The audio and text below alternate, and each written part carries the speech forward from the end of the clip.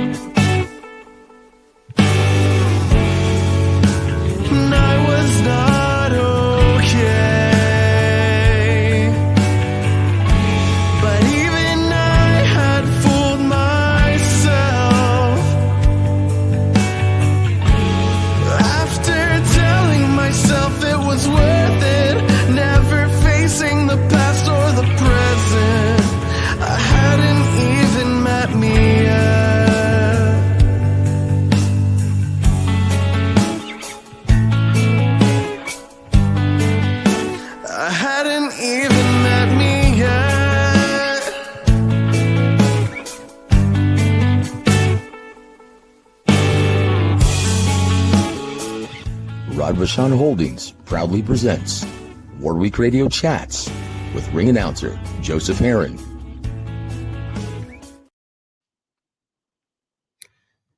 Guys, welcome. Happy Monday to all of you guys.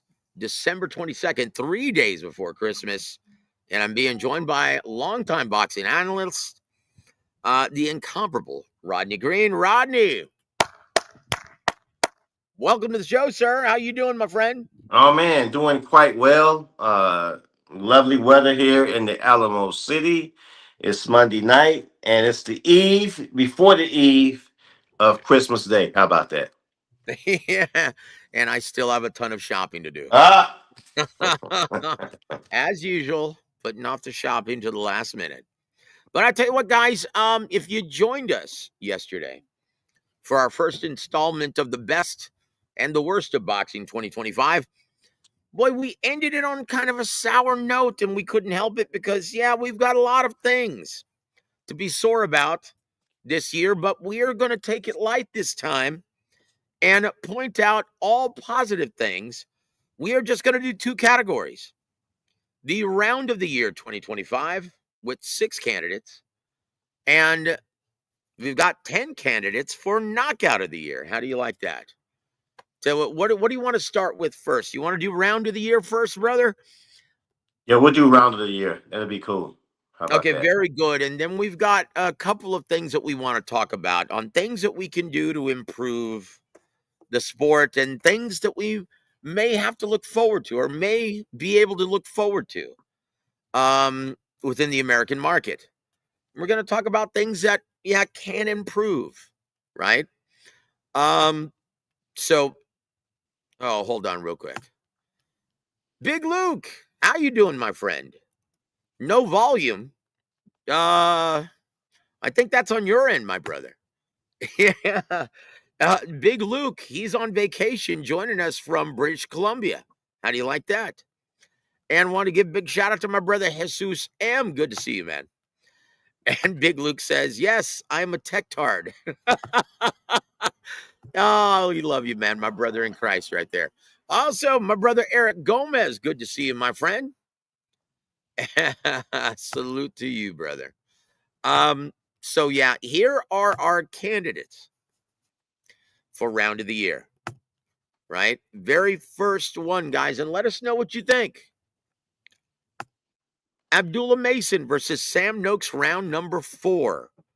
This round is widely considered a front runner for the title, occurring on November 22nd in Riyadh, Saudi Arabia. It featured nonstop, high-level tactical exchanges with plenty of power from both men, in which we saw Abdullah Mason become the youngest world champion in all of boxing, capturing the vacant title vacated by Keyshawn. Yeah. No, geez. I even forgot the last name. Keyshawn, man. What's his name? What's Keyshawn's last name in the lightweight division? Keyshawn Davis. Keyshawn Davis, yeah, from Roanoke, Virginia. Oh, boy. But, hey, I tell you what, it's in good hands. The future definitely looks bright under the boy, with the belt in Abdullah Mason's hands. Definitely one of the bright spots of 2025. I wasn't sure the kid could do it, Rodney. What were your thoughts going into the Abdullah Mason Sam Noakes fight? Uh, I wanted to see Abdullah kind of take that next step. Uh, some of these fighters, man, get anointed early, and I wasn't quite sure he was ready to take that quantum leap as a real primetime performer. But he was tested, man, and I think he did good though, Joseph. I really did. I really did. Yeah, we And we all we all saw Abdullah Mason get floored against lesser opposition. So against an undefeated badass from the UK, a guy who's got heavy hands, looks like a lightweight version of the Cobra, Carl Froch, I thought he could have been in some real trouble here, but he stood his ground. He slugged it out when he had to, showed great technique when he had to. Yes, he still has vulnerabilities and a lot of things to work on, but he really underwent that baptismal by fire and came out pulling out all of the close rounds at the very end, which won him the championship. Congratulations, Abdullah Mason. Round number 4 with its constant barrage from both men. That's one of our candidates for round of the year. Round of the year, candidate number 2 is Crawford versus Canelo, round 12 in their September super fight. The final round saw Crawford solidify his undisputed super middleweight championship with a display of technical brilliance against one of the best fighters and the biggest attraction in North America. Rodney, who would have thought after what we witnessed in 11 rounds that Crawford needed the final round to get the victory? yeah, And it's almost like he and his trainer, Brian McIntyre, knew it. Because Bomac, I know you were in attendance, so you didn't get to hear this, but he said, hey, you never know with the judges. We need this last round. hmm And he went out and took it. What were you yeah, thinking when you saw it live? Terrence Crawford just, secure that big victory with the final round performance. yeah, man. It was truly breathtaking just to be in the arena that night. It was so electric, and to cement that great evening of entertainment and the fight, man. For him to go in that 12th round, throw punches, and he hurt Canelo, man. He hurt him uh, towards I think the last 10, 15 seconds of the round. It just showed, man, that again, Crawford has always been a brave fighter, never afraid to let his hands go, combined with his technical brilliance. And I think that last round spoke volumes of Terrence Crawford and just what he's done his whole career. I mean, man, don't ever think, man, he doesn't have that dog in him, man. Don't ever think that, you know, he's gonna shy away no matter how big you are. And I think he showed that, and he needed to show it because again, man, without that round, we probably would be looking at a split decision. Yeah, well, look, if he lost that last round, it would have been a majority draw. Okay, okay, okay. That's and once again, Eric Gomez, Canelo was a close fight, and he also says AI judges scored it for Canelo. Look, brother, well that settles it then, doesn't it, Eric? If AI called it for Canelo, well then it has to be right. Look, guys, there's a reason why the judges are right there on the ring apron. Because Rodney, in all the fights that you've attended and covered for both Fight Saga and Eastside Boxing, Mhm. um, there's a reason why the judges are right there in the apron. You can feel the torque of the punches landed. You can't do that if you're sitting at home. You can't Right. feel the full torque of the shots. Would you like to expound on that, brother? Well, yeah. I mean, it helps the judges make a decision as far as the most meaningful punches. You know, clear. Um, I think clear point of contact. I think, and it's just like you say, man. When you're right there, you're able to judge effectively because once again, when you're at home, you really can't, decipher. And even if you're in the arena, if you're not in close quarters, you know what I mean, you have a hard time seeing, exactly who hit who. So again, man, with that being said, the judges, for the most part, we would like to think they can do a good job. They have a bird's eye view, but for whatever reason, man, sometimes they get it, so very wrong. And it was almost that way with Crawford and Canelo. So thank God he did close the show in dramatic fashion, and we don't have to go down that, soapbox. But yeah, it does, man. You know, make you grateful that Crawford had the awareness and Bomac had the awareness to say, go out there and seal the deal. There it is. And Big Luke says, Bomac a prophet. Well, he's been in this fight game for quite a while and he knows what he's looking at. And he's a candidate for trainer of the year, which is going to be up on the next show. But I will say this, Eric, I don't even think they realize the scoring criterion on what constitutes a round being won. Once again, your primary scoring criteria is clean, effective, and consequential punches landed. That's why torque power matters. What is the consequence of that punch landed?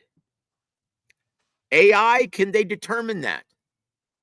No, just like CompuBox can't.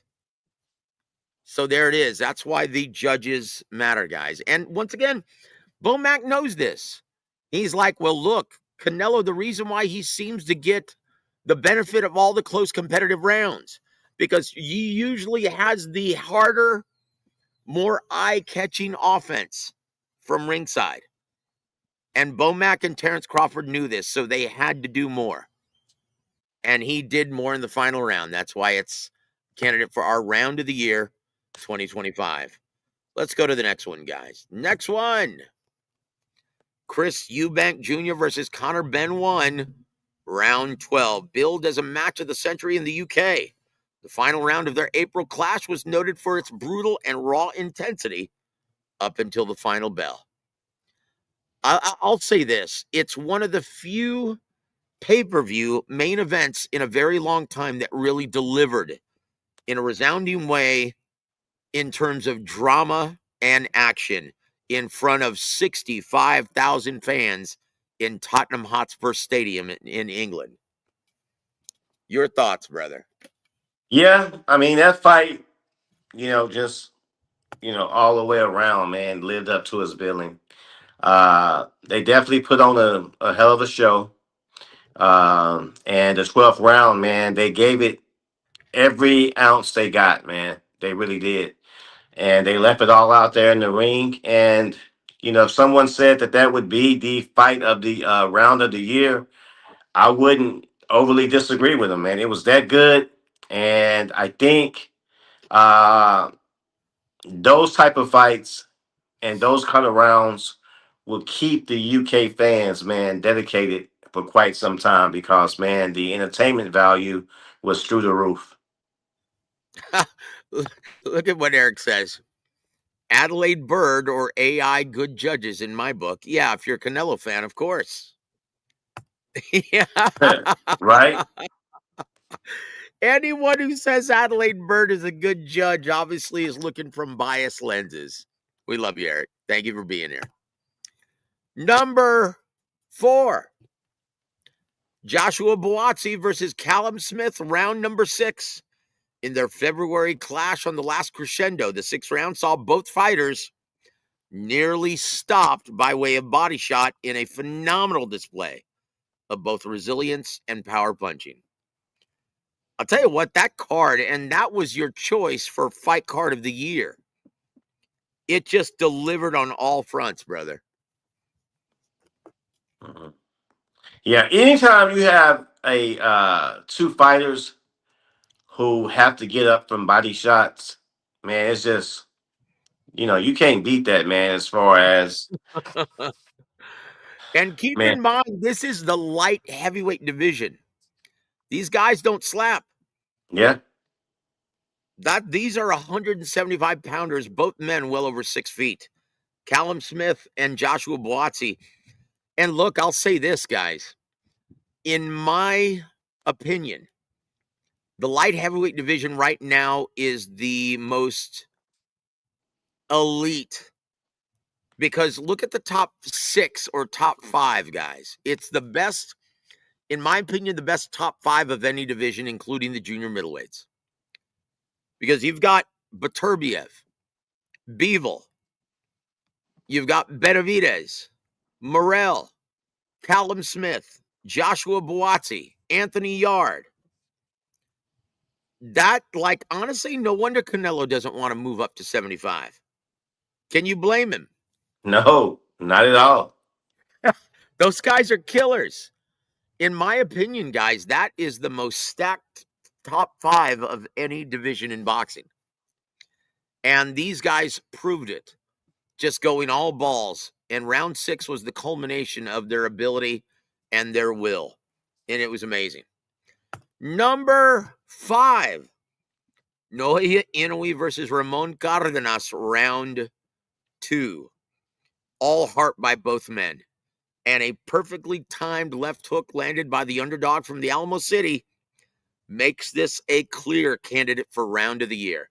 What were you thinking when you were watching on ESPN? Now, keep in mind, this was the day after we saw that farce in Riyadh, Saudi Arabia between Canelo and William Skull. So this was a welcomed breath of fresh air. Ramon Cardenas times a perfect left hook that floors the monster Naoya Inoue in Vegas. What were you thinking when you saw it live, Rodney? Well, it showed that the monster does have some. He has a kryptonite. Okay. Uh, the monster man is used to just powering through his opponents, man. I mean, he will wear you down, and eventually he's going to catch up with you. And I didn't expect him to get caught like that, but man, it was a perfect shot. It floored him. Uh, the monster anyway showed great heart by getting up, great resiliency. But what I thought going forth, though, and we'll watch as his career progresses. You always told me something, man, Joseph. One thing about the sport, man, is we talk about technical brilliance, we talk about, heart, but man, having a great chin is a part of it as well, too. You know what I mean? Or lack of chin. And we'll see going forth with the monster as he moves up in weight. He's calling out for Bam. You know what I mean? That he wants Bam next. And we know what Bam's about. So it just shows that, man, anything can happen in the sport, but it also that showed that, you know what? The monster got some grit and is willing to get up. And like I said, if you're gonna get him out of there early because as the fight wears on, man, he applies pressure, and that's exactly what he did that night. But nevertheless, though, man, that was a great round. Hats off to both fighters, and yeah, it did show me that the monster is human too and can be touched. Now, before we move forward with the next candidate, what do you think about today? Because a lot of the press, they're trying to once again promote the final fight card of 2025, the year of the samurai in Riyadh, Saudi Arabia, in which Naoya Inoue was asked about Bam Rodriguez moving up and would he fight him? And Naoya Inoue not only said he would fight him, but he said, yeah, I'll be the first one to beat Bam Rodriguez. You know what?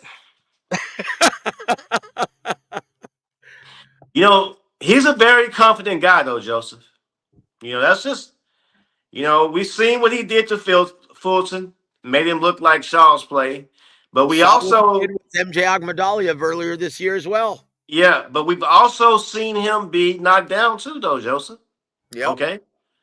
So somewhere in between those two dynamics, we have to say, okay, he is capable of beating anybody in decisive fashion.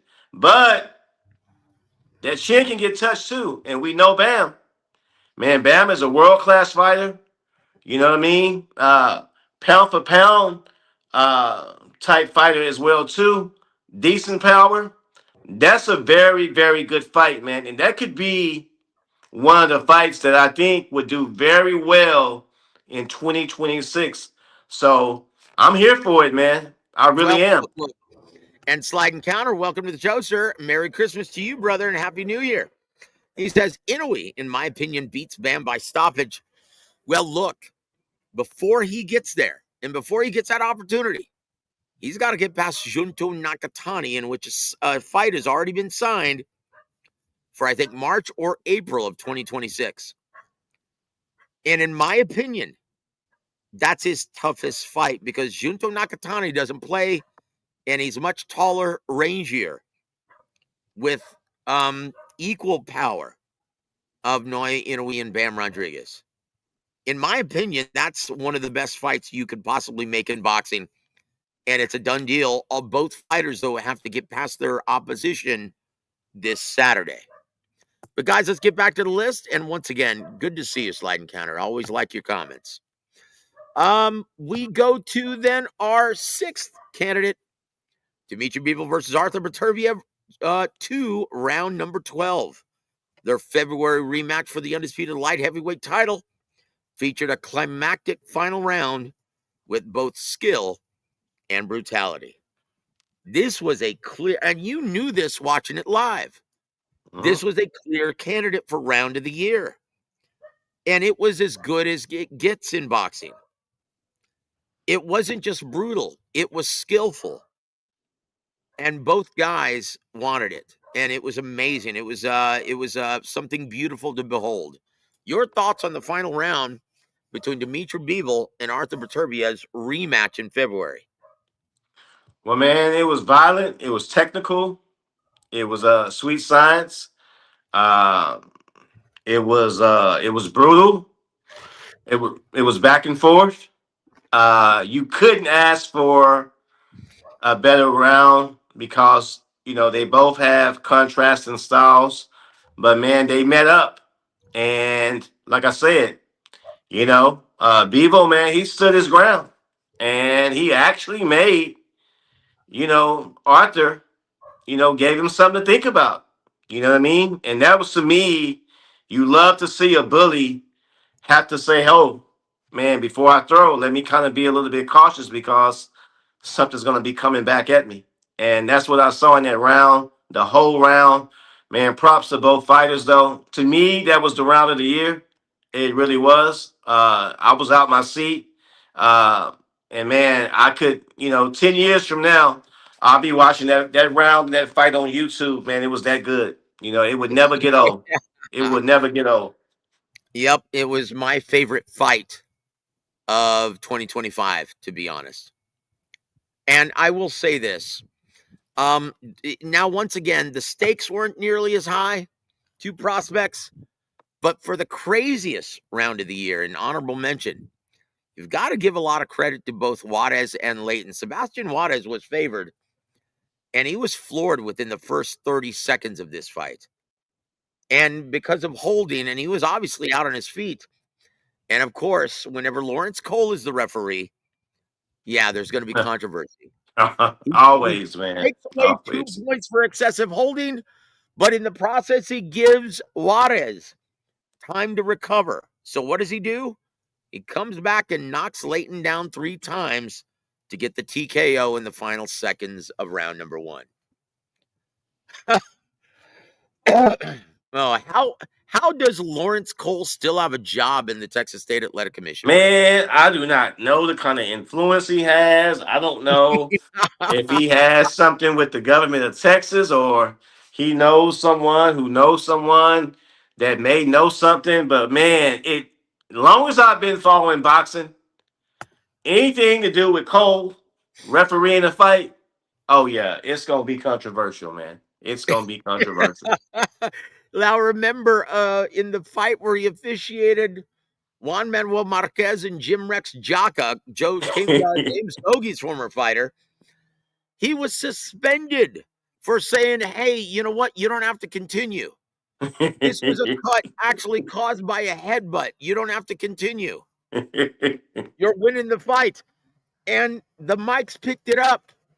And so he was suspended for giving ring advice to one of the fighters. That's what Yeah, kind of Lawrence Cole is. But look, to answer your question, it's because Dickie Cole, his father, was yeah, the longtime head and the supervising officer for the Texas State Athletic Commission for decades. yeah.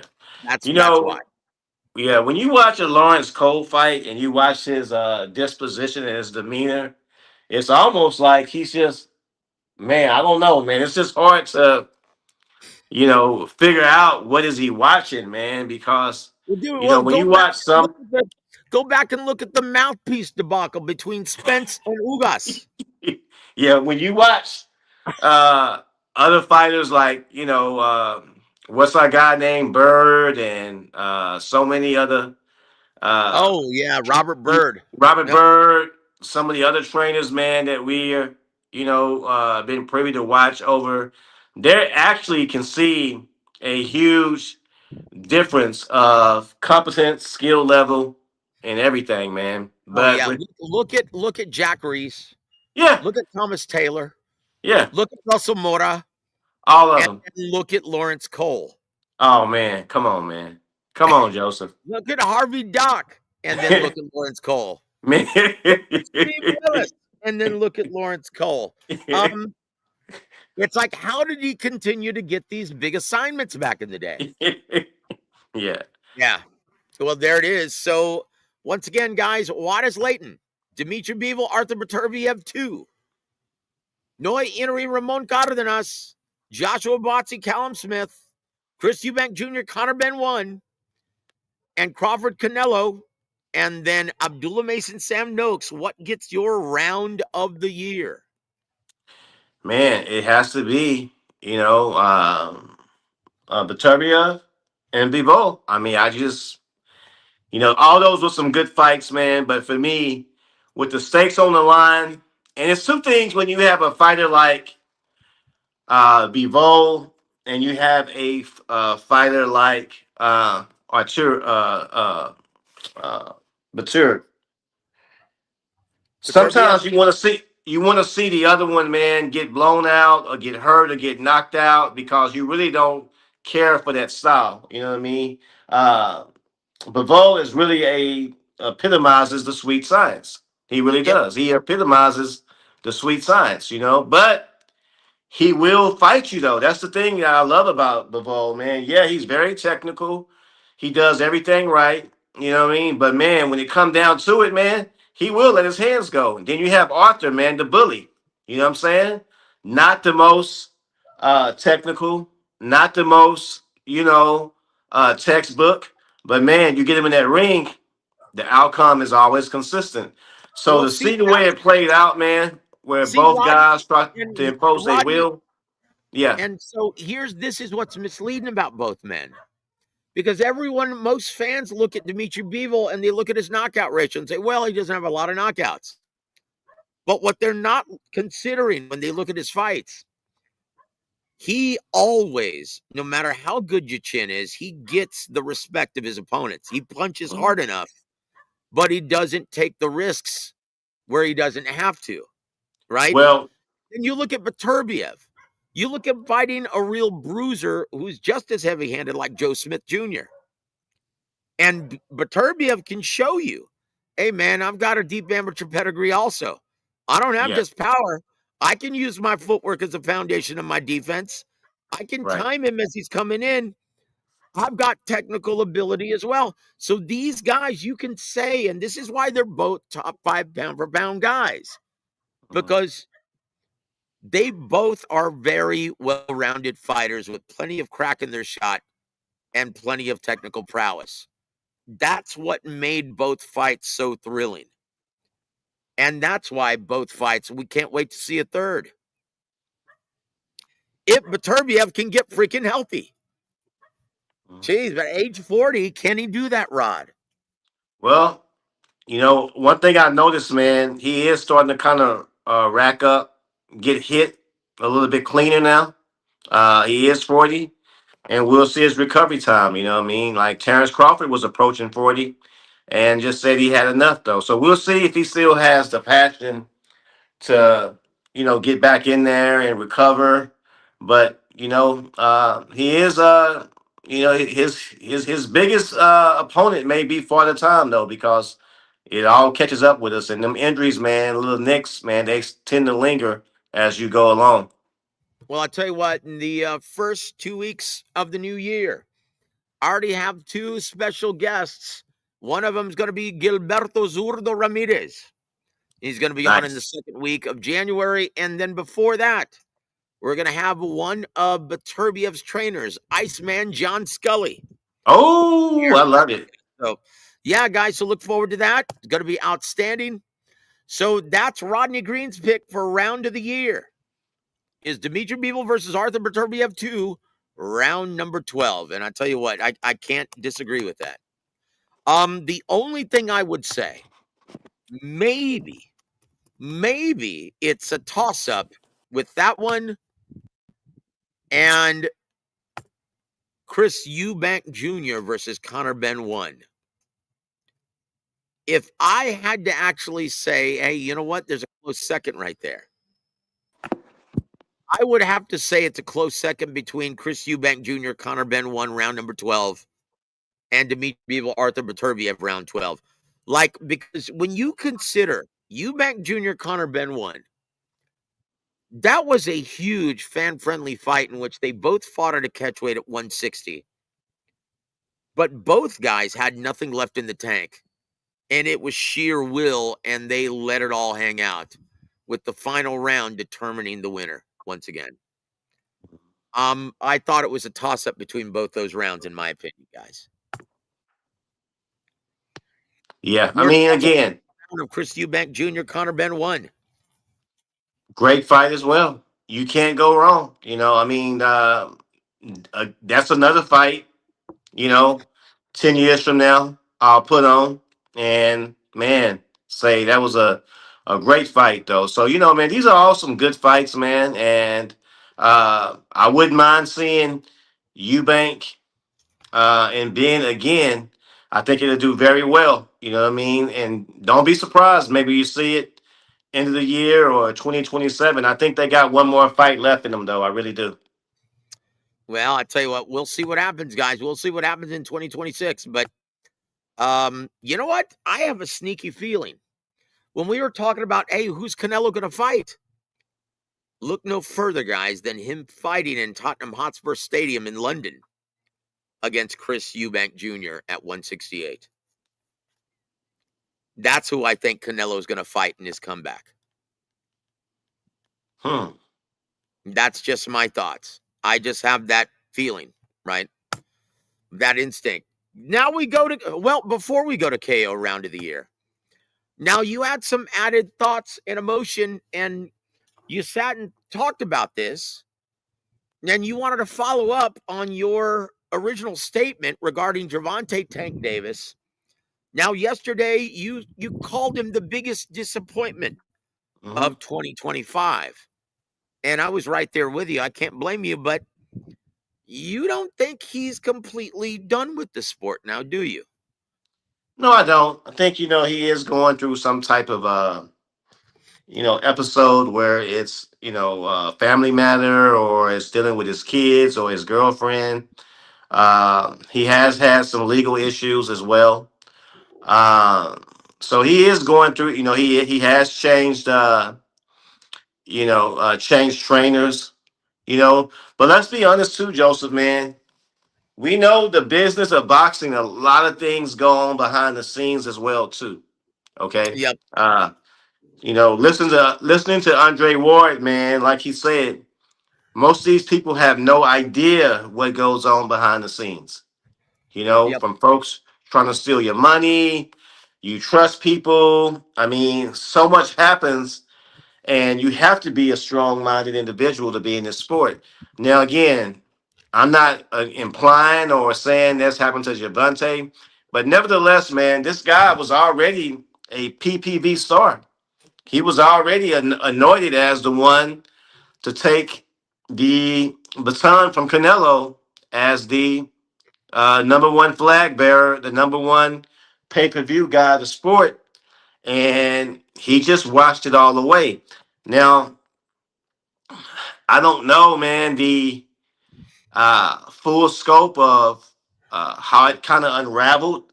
He's still a young guy, but I would hate to see him waste his prime years, good 2, 3 years, and then realize, okay, I'm ready to come back, and he's not the same fighter, man. I would hate to You mean see like that. Adrian Broner? Yeah, there you go. Exactly. Exactly. Exactly. Great analysis, man. Great analysis, man. Like Adrian Broner. I tell you what a waste. But Tank Davis, and going back to from what I know, right? And it all stems from him going to the Who's Gal and him saying, you know what? I attribute all of my anger and domestic violence issues to what I've had to do and go through in boxing. That's the problem, though. He's pointing the finger rather than looking at himself, blaming this all on boxing rather than what's within. And he needs to go back to square. He needs to seek the tutelage once again of Coach Calvin. Dance with the partner who got you there, right? In my opinion, if he just goes back to square and gets back in the fight game wholeheartedly, I think it resolves everything. And look, let's just be honest. You said it. A lot of things we don't know. It might be the company he keeps. Mm-hmm. Because let's just face it. His girlfriend, who he's got kids with, as soon as she found out he was going to get that big payday, slaps him with a civil suit again in something that was supposedly already resolved. Looking for money. Perhaps it's the company that he keeps. You've got to rectify these things, brother. But you've Mm-hmm. got to look internally first. Let me ask you this, Joseph, and just get your opinion. Again, we're not Yep. going to say, uh, how would you describe his relationship with PBC, though, as far as, his promotional outlet with them? Um, he's always been happy with Al Heyman. He was at Okay. odds with Floyd Mayweather Jr. Okay. And they've always given him the red carpet treatment. But he had some frustration as of late, saying that, well, there's not enough TV dates and there's not enough money because you don't. This is a distribution deal that you have with Amazon Prime, and you're not able to guarantee the kind of money that I've grown accustomed to receiving. And he was on the fence whether or not I have to go to Turkey Al Sheikh to compete in Riyadh. Yep, I remember. I And remember. that's why he ultimately signed the fight deal with Jake Paul. Because Jake Paul and Netflix, they were available. They had that guaranteed purse to give him. So that's where it stands. I mean, he loves PBC, but guys, this is business. If they cannot guarantee the kind of money that Yeah. you've grown accustomed to receiving, you have no choice but to seek out greener pastures. And that's where he's at right now. And that's part of his frustration as well. Okay. So where does he go from here in 2026? I think he's going to have to talk turkey and start fighting under the checkbook of Turkey Al Sheikh and Ring Magazine. Yeah. Yeah. I mean, that's what I'm thinking too, man. I'm thinking that maybe, like you say, he likes Al Heyman. Uh, but, you're right, it's business. And maybe he's waiting for 2026, man, just to go a different direction. I don't know how many fights he has left at PBC or what his contract looks like, though. But I think we will see him back in the ring, and it's going to be very different from his promotional outlet, his trainer, and everything else. And man, hopefully it works, though. I'm pulling for him. I think he was great for the sport. You know what I mean? I did have some issues with some of the opponents that he didn't face. But all in all, man, he was good for the sport, and we'll see what 26 brings, and will he get back in the squared circle? Well, this is why I love boxing, and this is why Tank still has a bright future if he wants it. Because boxing is the sport of second chances. If he just levels with everyone and says, hey, you know what? I had to get my head straight. I wasn't in the condition mentally to step foot in the ring. And I would have paid for it dearly if I had. But now I've got my head on right, and I want to show everyone what I'm made of. Everyone will welcome with open arms. You mean to tell me he's the first guy with domestic violence issues in boxing? Come on now. Like, boxing, once again, is a sport of second chances, and it's the reason why I love it. Nothing but love and forgiveness in my heart. There it is. Daisy, who were the people who told you first that it was a load of crap? Tank's 6-fight deal with Amazon Prime. That was a load of garbage. And why did we tell you it was a load of garbage? It's like, well, wait a minute. Where's the money? Amazon Prime, PBC, they've got them on a distribution deal only. Where's the money supposed to come from? Guys, once again, we know this business. So thank you for bringing that up, Daisy. And thank you for joining us. Merry Christmas. Guys, we're going to move on to KO of the year. Now, this was a really difficult. I picked out 10 of these. And once again, we want to shine a light on the bright things of this year in boxing. We saw plenty of great KOs. Number 1, Rodney. Floyd Schofield versus Tevin Farmer, round 1. In his single 2025 appearance, Floyd Schofield needed just 78 seconds to put Farmer down twice and finish the fight. A swift and brutal display of finishing ability. And he really made a statement against the former IBF 30-pound champion. Yeah, huge statement, huge welcoming moment for Mr. Schofield. 2-1-0's on San Antonio boy. Man, I couldn't believe it, man. I blinked and it was lights out for Tevin Farmer. And it let him know, man, he has arrived. It would be interesting where he goes in 26, though. You know what I mean? I don't know what Oscar and Golden Boy has in store, but man, devastating knockout, brutal, in brutal fashion.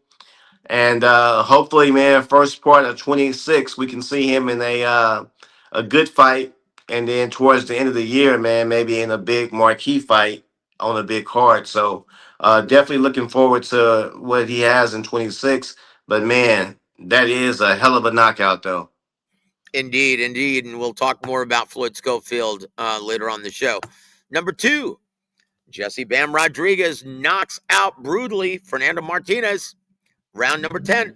Rodriguez's performance in November culminated in a dominant. Oh, I swear I can't stand these kids, man, with these huge ass mufflers in these rotten cars that aren't worth but $500. So here goes. Bam's performance in November culminated in a dominant TKO victory via perfect textbook slipping counter technique. That was a thing of beauty, Rodney. Yeah. Yeah. Man, Bam is a technician. He's a fighter. He's a finisher. And he showed you once again, man, he's going to be a force to be reckoned with, though. And what I like about Bam, the why he has the ability to be a pay-per-view fighter, man, he's a very entertaining fighter. He has a certain allure, a certain appeal. I think he needs to kind of build his profile up a little bit outside the ring. But man, he definitely is ready inside the ring though. And that knockout shows you, man, that he has a deep bag for sure. Well, I'll say this. He needs to, and I know this to be true, his last fight against Martinez was his last fight under the contract of Matchroom Sport. Oh, He wow. needs to leave Eddie Hearn and Matchroom Sport and sign with someone who has TV dates. Sign with Jake Paul, damn it. Sign with TKO League and Dana White. But you're never going to increase your stature, or sign with Golden Boy, who knows better and understands that San Antonio is one of the healthiest markets in America for prize fighting. If you fight Fernando Martinez in the Alamo Dome, that's easily 20,000 seats. Easily. Put it in the AT&T Center. Sells more tickets than Lamont Roach versus Pitbull Cruz. So he has to get away from Eddie Hearn. Eddie Hearn is great in the UK, but he has no concept of how to improve a fighter's level of attraction or market value in the United States market. There it is. Number 3, Jai Opataya on December 6th knocks out brutally Hussein Chinkara. Round number 8. Opataya landed a powerful and precise left hook that resulted in a devastating knockout in Australia, widely regarded as one of the year's best. And let's just be honest, he looked like dog shit leading up to the knockout, really struggling against Chinkara. But hey, when you've got that kind of one-hitter quitter, doesn't matter how you look, as long as you can finish the job. Just ask Fabio Wardley, who's coming up on the countdown as well. Jai Opataya, look. This is a guy who you want to see fight guys like Zurdo Ramirez. You want to see him fight David Benavidez. But unfortunately, he's got that one-hitter quitter. What does that mean? And he's not a huge attraction. What does that mean? He's viewed as more risk than reward. So what do you do if you're Jai Opataya's promoter? You just have to keep him busy. That's it.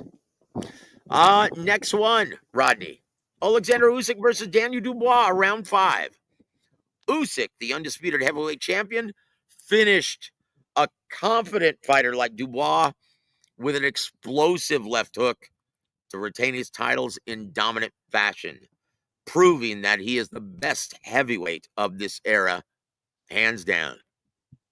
Next one, Moses Itelma versus Dillian White, round 1. In August, the undefeated young heavyweight prospect Itelma scored a frightening first-round KO of veteran Dillian White, showcasing his immense power and putting an exclamation point on his potential in the heavyweight division. Rodney, your thoughts on Moses Itelma?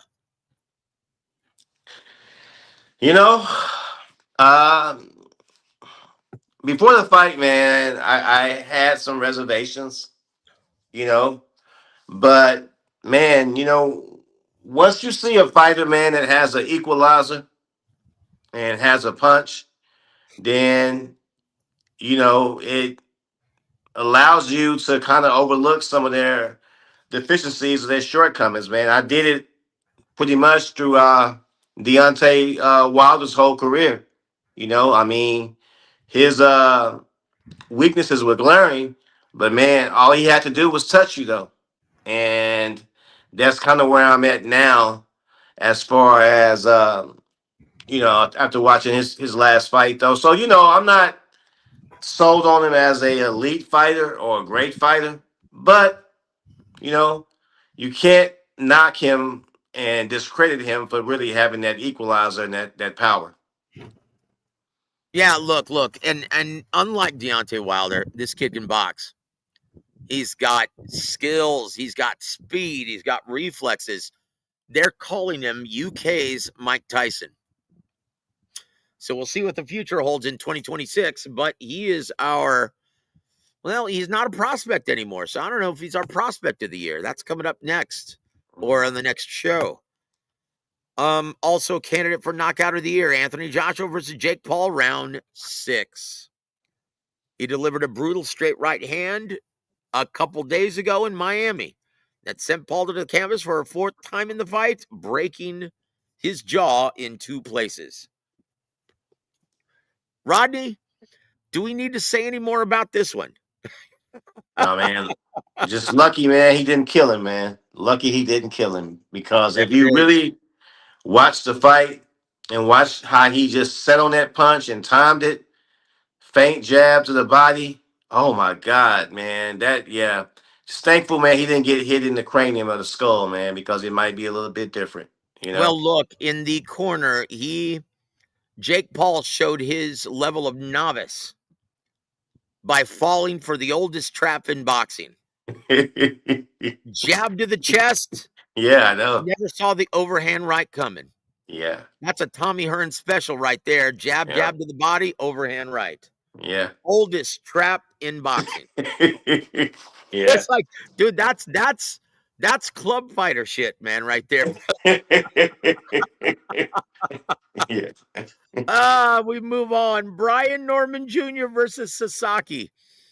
This happened back in June, guys. Norman Jr. scored brutal left hook that went viral to knock out in vicious knockout to win his June encounter in Japan.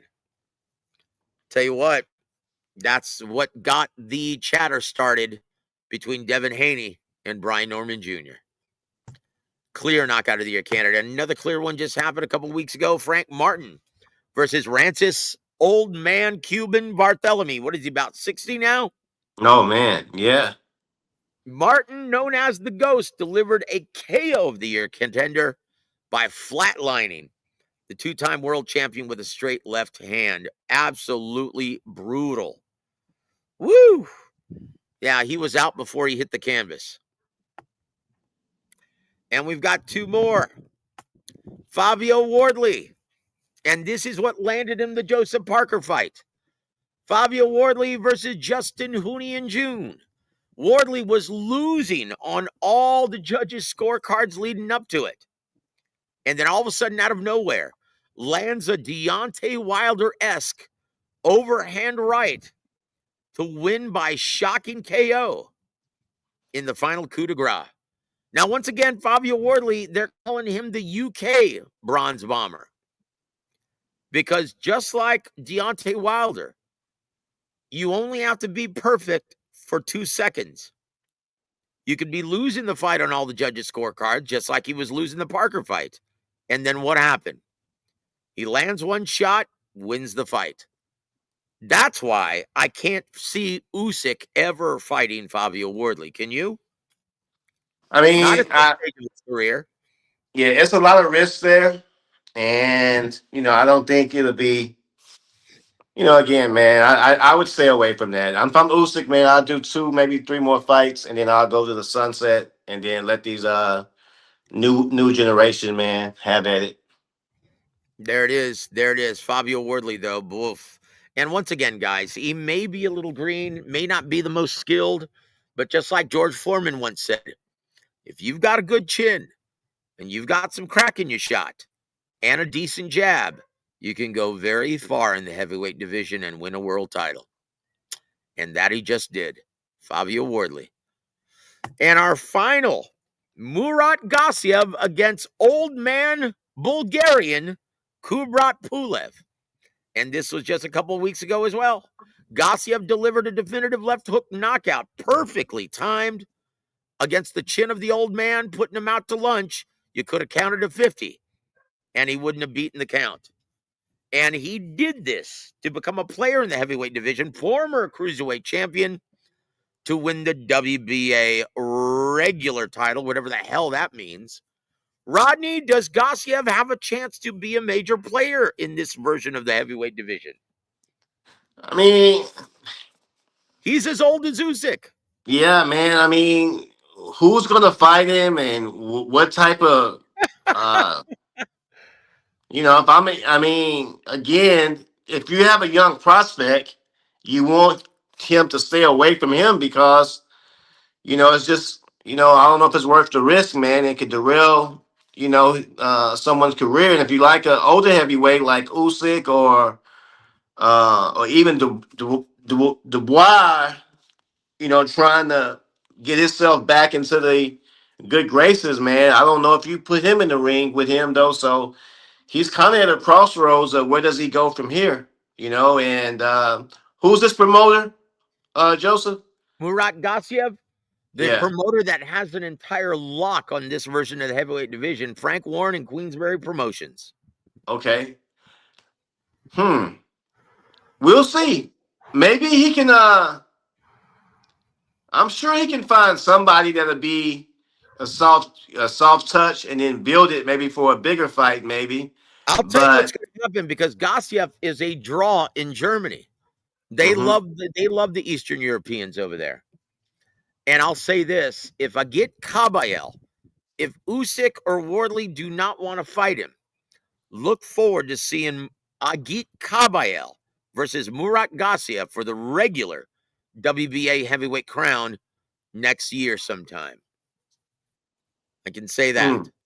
Agit Kabayel, man, oof, his brutal body attack will fold Murat Gassiev like a lawn chair. So there it is. What is your selection for KO of the year, my friend?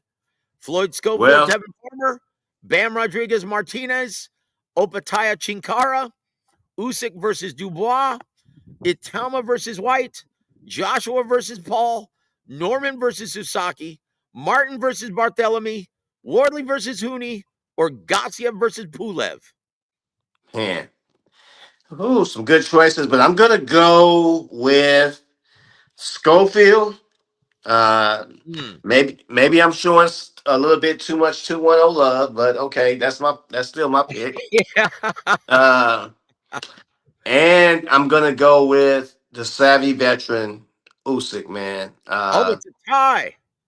It's a two-way tie. You've got Ye- 1A and 1B. yeah, 1B. I think I'm gonna go with both of those, man. And yeah, because it was all some good knockouts, man. It's hard to pick one, so let me just have 1A and 1B, and I'm gonna go with those, Joseph. There it is. I can't see anything wrong with that, honestly. Yeah, they're both very deserving. Once again, Floyd Schofield really made a statement, especially after you saw William Zepeda struggle with Tevin Farmer twice. Right. And then Floyd Schofield comes out and ends it in 78 seconds. And then, look, let's be honest. I actually favored Daniel Dubois to upset Alexander Usyk in his hometown. In front of 80,000 fans, I thought this was going to be the coronation of Daniel Dubois. And what happens? Boy, the old man from Ukraine just takes care of business in a resounding manner, finishing the fight with a beautiful, vicious left hook that puts Daniel Dubois on Queer Street for good. It was very impressive because let's keep in mind, Dubois, after knocking out Joshua, he was on cloud 9 and he was brimming with confidence. One of the most confident fighters in boxing. And Usyk spanked that boy for the second time. So I can't argue with that. Look, I'll say a close second was Bam Rodriguez against Fernando Martinez from Argentina. That perfect, beautiful slip counter to end the fight in round number 10. Brilliant. That was one of the greatest performances I've seen in the past 20 years from Bam Rodriguez. An absolute beautiful masterclass. But that's about it, guys. Those are our two categories for the day. We're going to finish this after Christmas and before New Year's. Rodney, your parting shots for our listening audience, sir. All I can say is happy holidays, Merry Christmas. See you soon. Merry Christmas, Tony Boswell, and thank you for showing up, brother. And God bless you, Peter. We love you, man. And Anthony Manzano, good to see you. Let's answer one question real quick from Anthony Manzano. He says this: Joe, in your honest opinion, where do you guys see Bam maxing out at? Maybe I'm thinking 126 or 30 because I believe 35 is pushing it for how small he is. Look, 26 and 30 is pushing it for how small he is. In my opinion, he maxes out at 22. Just like Inoue, just like Junto Nakatani. Am I wrong in saying that, Rodney?